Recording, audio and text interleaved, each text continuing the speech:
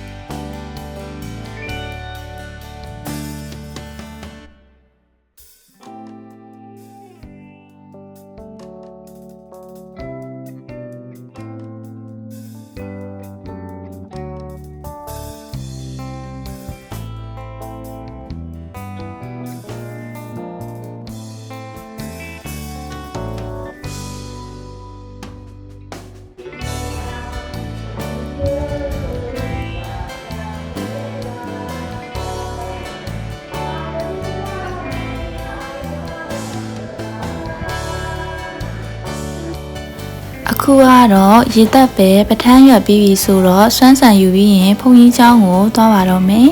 ဖုန်ကြီးเจ้าမှာစွမ်းဆန်သွားထည့်ပြီးရင်နောက်နားလေးမှာတရားသွားနာမှာဖြစ်ပါရဲ့ရှင်ဘာဖြစ်လို့နောက်နားလေးမှာထိုင်တာလဲဆိုတော့ပြန်ခါကြရင်ထွက်ရလွယ်အောင်လို့ပါရှင်ဒီတော့ဒီကြားလေးရုပ်ကြည့်တော့တရားတရားလေးပြင်းပြင်းလေးတော့ရုပ်တင်တော့ဖြစ်ကြာအဲ့တော်လေးဆိုရ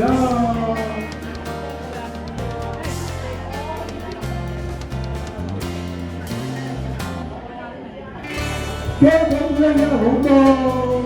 ဒီမှာလေးဆို